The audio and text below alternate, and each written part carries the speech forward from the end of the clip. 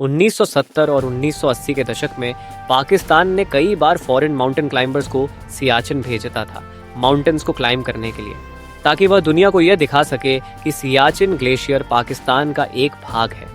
आगे चलकर पाकिस्तान ने सियाचिन को अपने आर्मी द्वारा कब्जा करने का साजिश बनाया, लेकिन सियाचिन को हासिल करना इतना आसान नहीं था, क्योंकि सियाचिन के क्लाइमेट कंडीशंस बहुत हार्श होते हैं। -50 डिग्री सेल्सियस तक गिरने वाला तापमान, जहां ठंड से हड्डियां जम जाती हैं, 18,000 फीट से ऊपर की ऊंचाई, जिससे ऑक्सीजन की भारी कमी हो जाती है। बहुत ही कठिन इलाका, जिस वजह से सैनिकों और सामान को यहां तक पहुंचाना लगभग असंभव था। 200 किलोमीटर प्रति घंटा के स्पीड से चलने वाले तेज हवाएं और ग्लेशियर दरारें जो हर समय जानलेवा खतरा बनी रहती हैं। इन हार्श कंडीशंस की वजह से पाकिस्तान ने सोचा कि पूरी तरह से तैयारी करके सियाचिन को कब्जा करेगा। इसलिए उन्होंने यूरोपियन कंपनियों को सर्दी से बचने के लिए ड्रेस, ग्लव्स और माउंटेन्स चढ़ने के कुछ इक्विपमेंट सभी ऑर्डर किया। जब पाकिस्तानी इतना सब कुछ कर रहा है, इंडिया क्या चुप बैठता? तभी एंट्री होती है रॉ की। रॉ के एक सीक्रेट एजेंट को पता चलता है कि पाकिस्तान हाई एल्टीट्यूड माउंटेन्स चढ़ने के लिए कुछ ज़रूरी सामान ऑर्डर किया है, जबकि पाकिस्तान को इन सब की कोई ज़रूरत नहीं है। तो तुरंत यह सूचना एजेंट ने इंडिया में बैठे सीनियर्स को सूचना दी। तुरंत रॉ के सीनियर ने पाकिस्तान का प्लान के बारे में इंडियन आर्मी जनरल तक पहुंचाया। उनको समझ में आ गया कि पाकिस्तान कुछ बड़ा प्लान कर रहा है। अब भारत को पूरी तरह से यकीन हो गया कि पाकिस्तान सियाचिन पर कब्जा करने की तैयारी कर रहा था। पाकिस्तान की योजना को नाकाम करने के लिए भारतीय सेना ने तुरंत एक ऑपरेशन करने का प्लान बनाया। उसी ऑपरेशन का नाम है ऑपरेशन मेघदूत।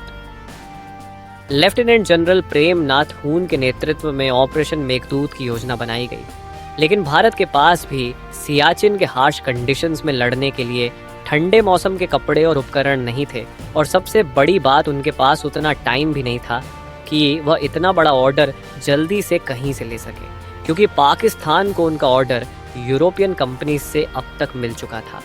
अगर इंडियन आर्मी अब देर करेंगे तो पाकिस्तान आर्मी वहां जल्दी पहुंच जाएगी और सियाचिन को कब्जा कर लेगी। इसलिए इन सब परिकरण के बिना और अपने रेगुलर आर्मी वर्दी में ही इंडियन आर्मी सियाचिन पहुंचने का प्लान बनाया। लेफ्टिनेंट जनरल प्रेम नाथ हून के नेतृत्व में ऑपरेशन मेघदूत की योजना बनाई गई। भारतीय सेना के पास इतने ठंडे इलाके के लिए पर्याप्त कपड़े और उपकरण नहीं थे।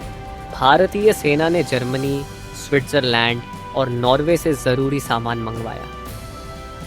लेकिन आपने कभी सोचा है क्यों इंडियन आर्मी ने इतना मुश्किल ऑपरेशन के लिए रेडी हो गया? सियाचिन ग्लेशियर काराकोरम पर्वतमाला में स्थित है और इसकी लंबाई लगभग 76 किलोमीटर है। यह दुनिया का दूसरा सबसे लंबा ग्लेशियर है जो ध्रुवीय क्षेत्रों से बाहर स्थित है। इसका सामरिक महत्व बहुत ज़्यादा है, क्योंकि यह साल्तोरो रिज और लाइन ऑफ कंट्रोल LOC के बीच में आता है। लेकिन सवाल यह है कि भारत के लिए सियाचिन इतना महत्वपूर्ण क्यों था? सियाचिन पाकिस्तान के कब्जे वाले गिलगित बाल्टिस्तान के पास स्थित है। अगर पाकिस्तान ने इसे कब्जे में ले लिया होता तो वह लद्दाख और कश्मीर को आसानी से घेर सकता था।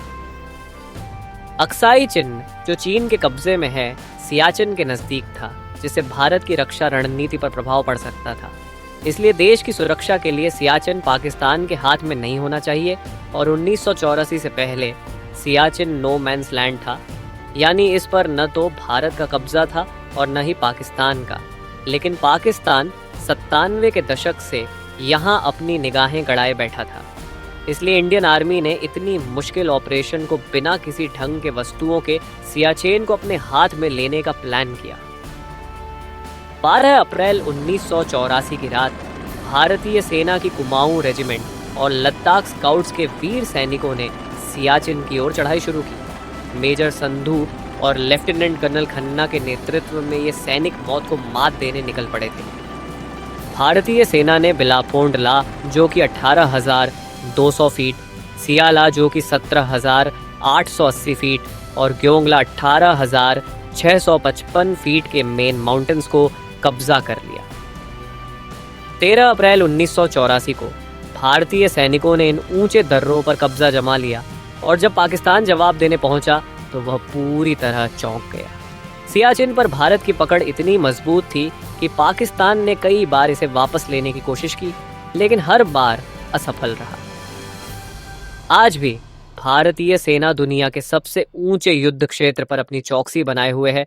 ऑपरेशन मेघदूत सिर्फ एक सैन्य जीत नहीं थी, ये भारत की साहस और संकल्प की परीक्षा थी। आज भी हमारे सैनिक वहां तैनात हैं, जहां सामान्य जीवन असंभव है। सियाचिन एक ऐसी जगह है जहां हर कदम मौत से मुकाबला करना पड़ता है। तापमान -50 डिग्री सेल्सियस तक गिर जाता है।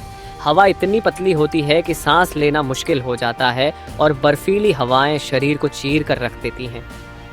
सियाचिन की बर्फीली चोटियां आज भी भारतीय सैनिकों के अदम्य साहस की गवाही देती हैं। ऑपरेशन मेघदूत ने न केवल भारत की सीमाओं को सुरक्षित किया, बल्कि यह भी साबित कर दिया कि भारतीय सैनिक किसी भी चुनौती का सामना करने के लिए तैयार हैं। सियाचिन में तैनात भारतीय सैनिक असंभव परिस्थितियों में भी देश की रक्षा के लिए तत्पर रहते हैं। हर दिन वे -50 डिग्री सेंटीग्रेड तक के जानलेवा तापमान में जीवित रहते हैं, जहां ठंडी हवा उनकी हड्डियों को जकड़ने का प्रयास करती है।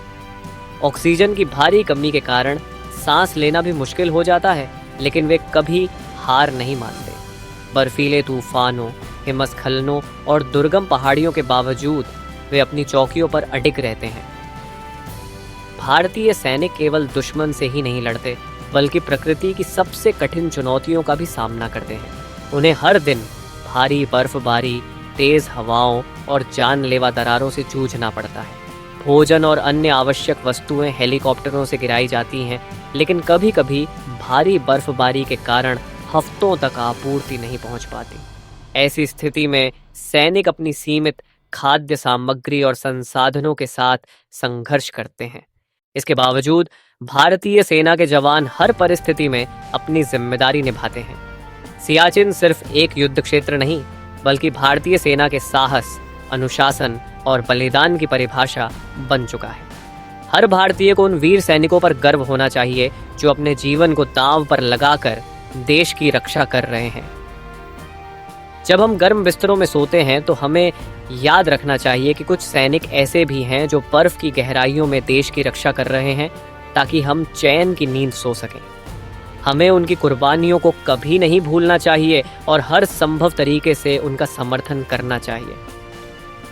आइए हम उन वीर जवानों को नमन करें जिन्होंने असंभव को संभव कर दिखाया और भारत की सीमाओं की रक्षा के लिए अपने प्राणों की आहुति देने से भी पीछे नहीं हटे। अगर आपको हमारा वीडियो पसंद आए तो कृपया लाइक करें और चैनल को सब्सक्राइब करें और हमारे सैनिकों के लिए कमेंट में जय हिंद लिखें। जय हिंद।